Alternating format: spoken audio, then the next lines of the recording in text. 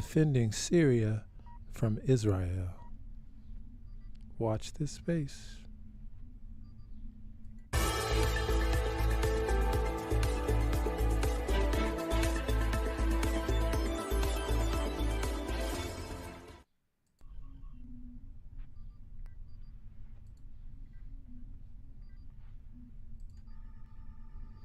Foreign Ministry said worried by worsening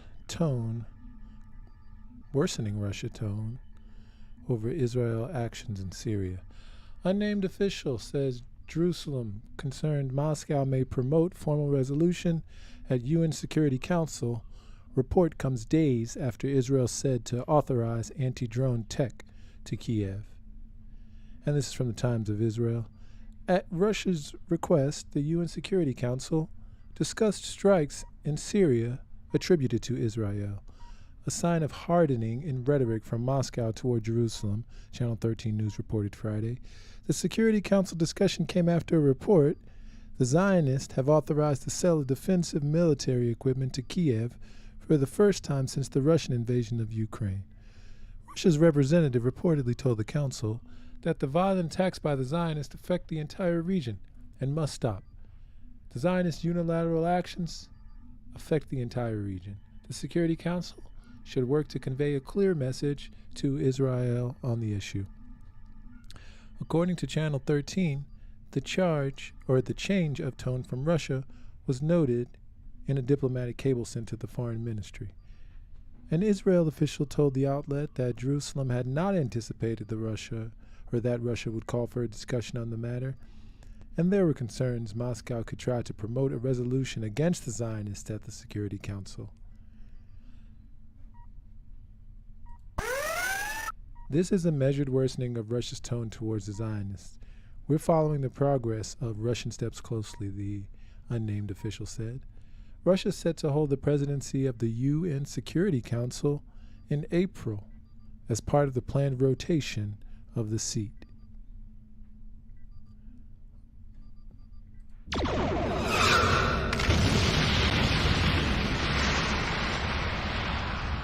And according to Wikipedia, the role of the presidency of the United States or the United Nations Security Council is as such. The presidency derives responsibility from the provisional rules of the procedure of the UN Security Council, as well as the Council's practice.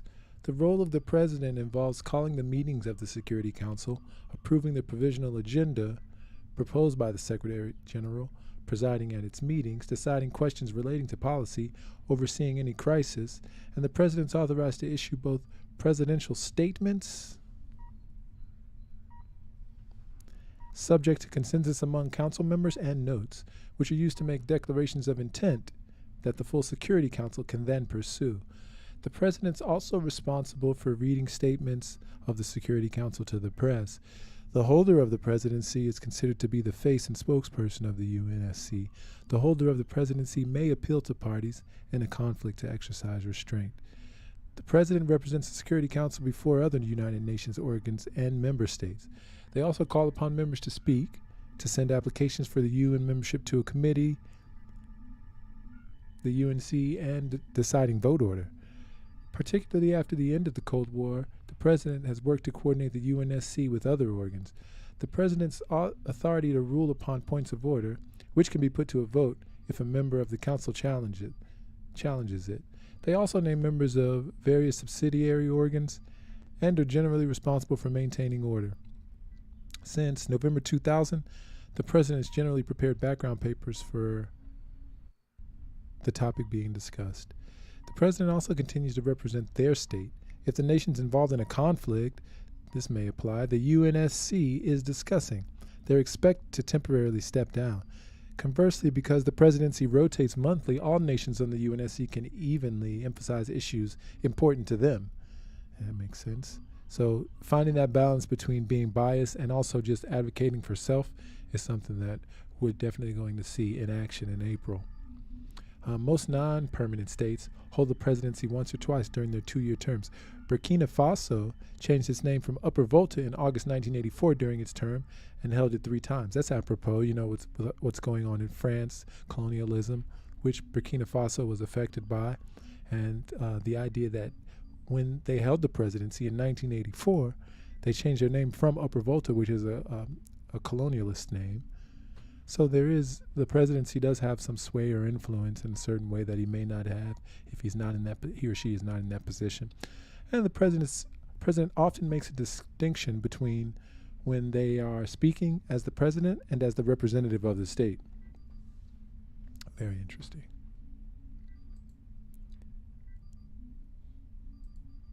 All right, and this is from Crux.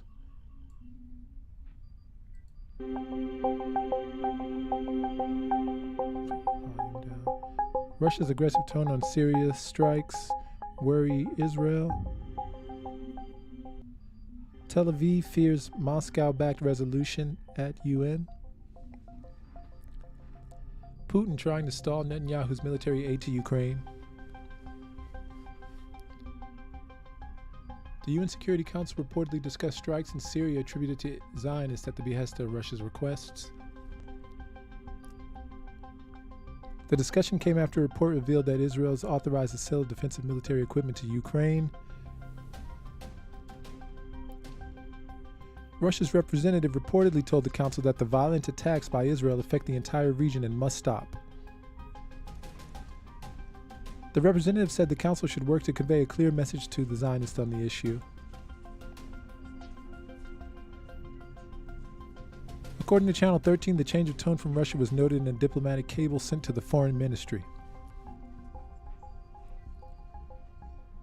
Israel officials had not anticipated a discussion on the matter and feared Russia could next pull a resolution against the country at the council, or push a resolution. This is a measured worsening of Russia's tone towards Israel. We're following the progress, an unnamed Israeli official said to Channel 13.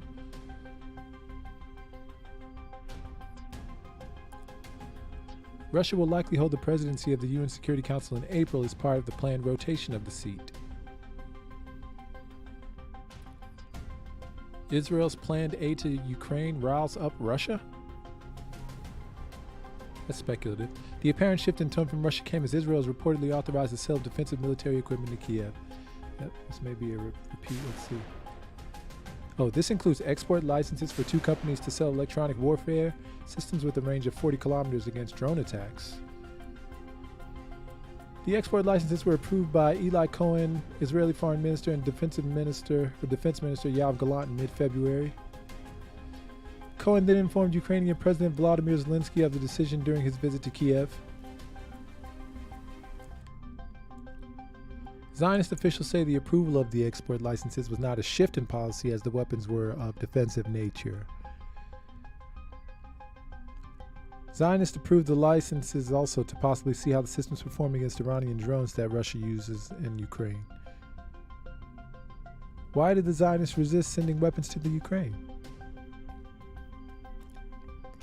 Netanyahu's office said this week he held a discussion with the defense brass on Israel's policy regarding aid to Ukraine. The National Security Council reportedly presented Ukraine's demands and its expectations of receiving Zionist defense systems, air defense systems. Netanyahu was also briefed on Zionist sensitive nature of relations with Russia, the Ynet news site reported. Israel's resisted repeated calls by Ukraine and its Western allies to provide weapons to Ukraine following Russia's invasion. Tel Aviv also cast itself as a mediator, with then PM Bennett flying to Moscow to meet President Putin just days after he invaded Ukraine.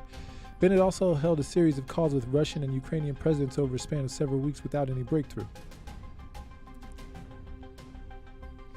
Zionists have also been wary about risking a Russian response to its airstrikes on alleged Iranian targets inside Syria.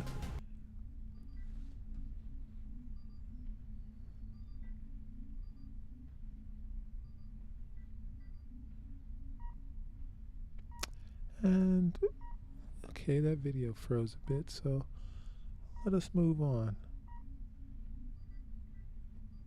And we'll be back.